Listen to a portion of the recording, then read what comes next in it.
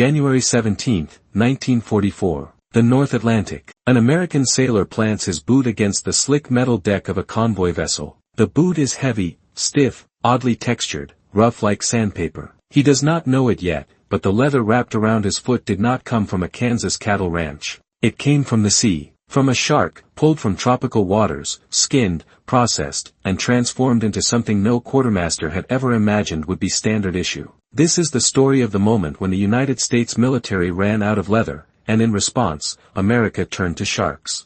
January 17, 1944. The North Atlantic churns beneath a slate-gray sky, its waters black and hostile, stretching endlessly in every direction. Aboard a convoy escort vessel cutting through the frigid spray, an American sailor plants his boot against the slick metal deck. The boot is heavy, stiff, oddly textured, its surface rough like sandpaper under his gloved hand when he reaches down to adjust the laces. He does not know it yet, but the leather wrapped around his foot did not come from a Kansas cattle ranch or a Texas tannery. It came from the sea, from a creature with rows of teeth and ancient, predatory instincts. From a shark, pulled from tropical waters thousands of miles away, skinned, processed, and transformed into something no military quartermaster had ever imagined would be standard issue. He stands. He walks. The boot holds. And in that simple act, one man standing firm on a pitching deck in the middle of a war, lies a story of American ingenuity born not from abundance, but from deprivation. A story of how scarcity forced a nation to reach into the depths of the ocean and pull victory from the most unlikely of sources. This is not a tale of overwhelming industrial might. It is a story of improvisation, of crisis, of the moment when the United States military, stretched thin across 2 oceans and a dozen theaters of war, ran out of one of the most basic materials a soldier needs, leather. And of how, in response, America turned to sharks. By the winter of 1944, the United States had mobilized over 12 million men and women into uniform. Factories across the continent ran triple shifts, turning out tanks, bombers, rifles, helmets, and the tens of thousands of mundane items that keep an army fed, clothed, and capable of fighting. But beneath the roar of assembly lines and the thunder of propaganda, a quieter crisis was unfolding, one that threatened to cripple the war effort as surely as a lack of ammunition or fuel. America was running out of leather. Leather had always been the backbone of military logistics. Boots, belts, holsters, harnesses, gloves, flight jackets, saddles for cavalry and pack animals, gaskets for machinery, seals for engines, leather was everywhere, essential and irreplaceable. Before the war, the United States had relied on vast herds of cattle to supply its tanneries. But now, those cattle were being slaughtered not for hides, but for meat. The nation's appetite for beef had exploded. Soldiers needed calories. Factory workers needed protein. Rationing had tightened, but the demand never slackened. And every steer sent to the butcher was one less hide for the tanneries. Compounding the crisis, traditional sources of imported leather had been severed. South American hides, once a reliable supplement, were now difficult to transport through submarine-infested waters. The U-boat wolf packs prowling the Atlantic had turned every convoy into a gamble, and non-essential cargo, like raw hides, was often left behind in favor of steel, oil, and ammunition. European suppliers were either occupied by the Axis or exhausted by their own war efforts. The British, struggling under rationing and bombardment, had little to spare. The Soviet Union, bleeding on the Eastern Front, needed every scrap of material for its own forces. By early 1944, the United States War Production Board faced a grim calculus. Military demand for leather was projected to exceed supply by nearly 40%. 40%. That meant millions of boots unproduced. Thousands of bomber crews without proper flight gear. Entire divisions waiting for equipment that might never arrive. The consequences were unthinkable. Soldiers cannot march without boots. Pilots cannot fly in freezing altitudes without insulated jackets. The war machine, for all its mechanical sophistication, still depended on the hides of animals, and the animals were no longer enough. Desperation breeds invention. And so, quietly, almost secretly, the United States government began one of the strangest resource procurement programs in military history. They turned to the ocean, specifically, to sharks. Sharks were not an obvious solution. They were predators, not livestock. They could not be herded, bred, or slaughtered in controlled environments. Their skin was rough, abrasive, covered in tiny tooth-like scales called dermal denticles that made it nearly impossible to tan using traditional methods. For centuries, shark skin had been dismissed as worthless for leatherwork, too tough, too strange, too alien. But in 1944, strange was exactly what America needed. The idea originated not from military planners, but from a marine biologist at the Scripps Institution of Oceanography in California. His name was Carl Hubbs, a quiet, methodical scientist who had spent years studying the ecosystems of the Pacific. Hubbs had observed that fishermen in Baja California occasionally hauled in large sharks as bycatch, creatures too dangerous or unpalatable to eat, tossed back into the sea or left to rot on the docks. Their skins, Hubbs noted, were extraordinarily durable, tough enough to withstand the crushing pressures of deep water, resistant to abrasion, to salt, to decay. If the dermal denticles could be removed or processed, Hubbs theorized, shark skin might serve as a substitute for cowhide. The War Production Board listened. They had no choice. By March 1944, experimental batches of shark skin were being sent to tanneries in Massachusetts and New Jersey, where chemists and leather workers labored to unlock the material's potential. The process was grueling. Shark skin resisted conventional tanning solutions.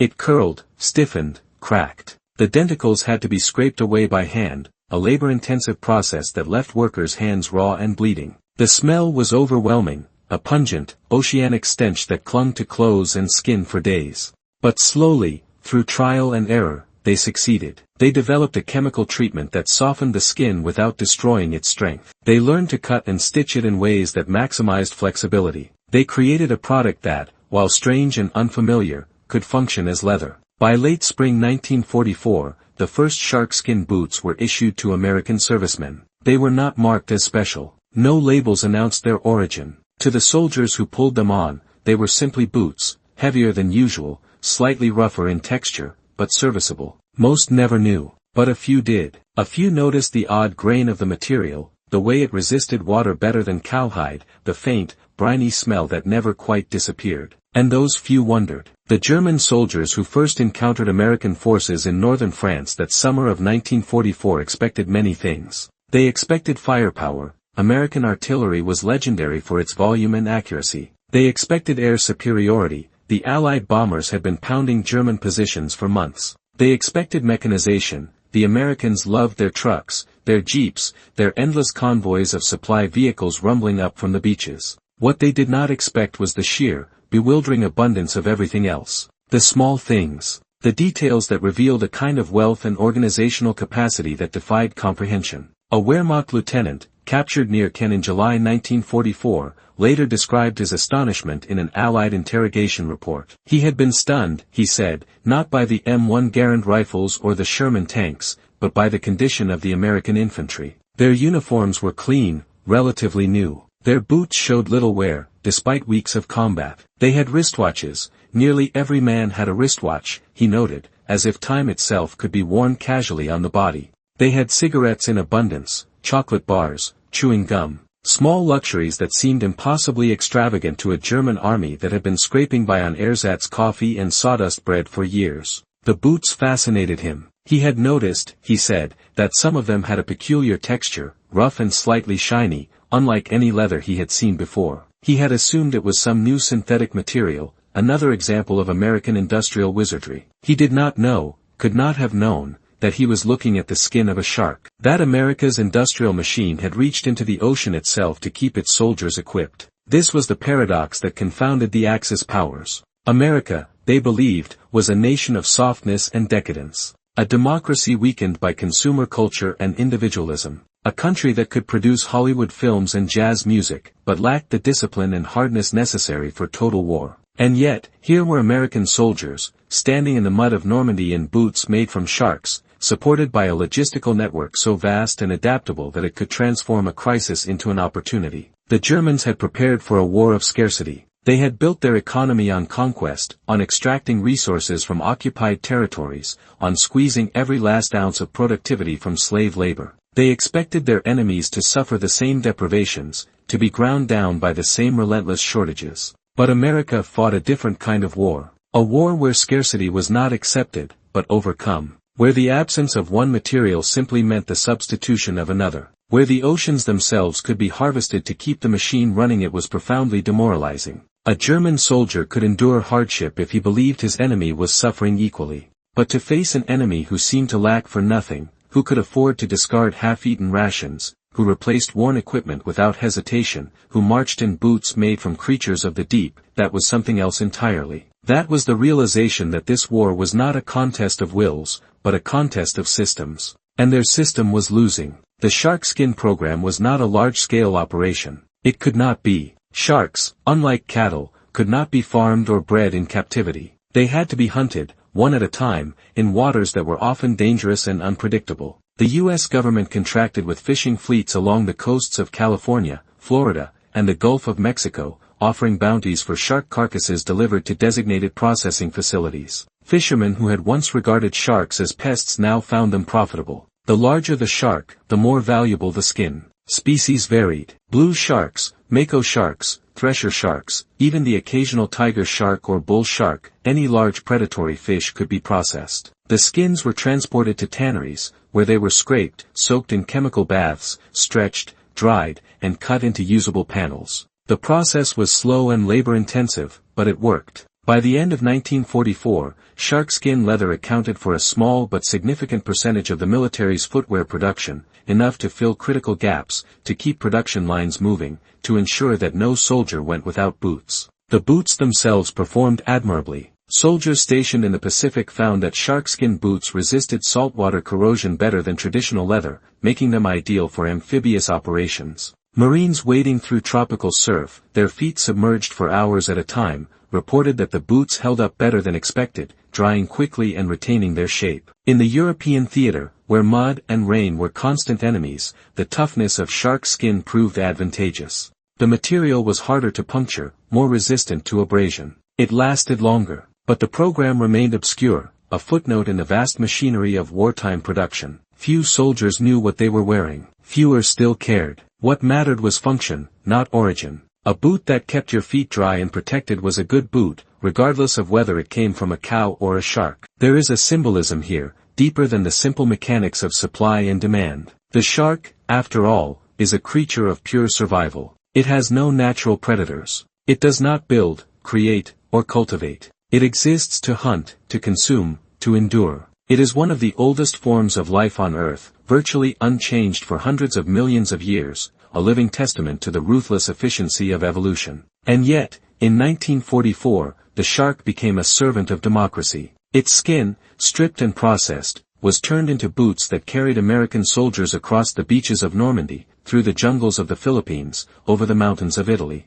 The predator, repurposed. The hunter, transformed into a tool of liberation. There is something profoundly American in that transformation. The ability to take the raw, the wild, the seemingly useless, and bend it to purpose. To see a problem, no leather, and refuse to accept it as a limitation. To look at the ocean and see not a barrier, but a resource. To recognize that victory is not won only through courage or firepower, but through adaptability, creativity, and the relentless refusal to be constrained by circumstance. The Germans, by contrast, had built their war machine on the belief that strength came from purity and control, from racial homogeneity, industrial discipline, ideological certainty. They had no room for improvisation, no tolerance for deviation from the plan. When their supply lines faltered, they stiffened, became brittle. When their resources ran dry, they turned to desperate measures, slave labor, ersatz materials, increasingly delusional orders from a collapsing high command. They could not adapt, because their entire philosophy was predicated on domination,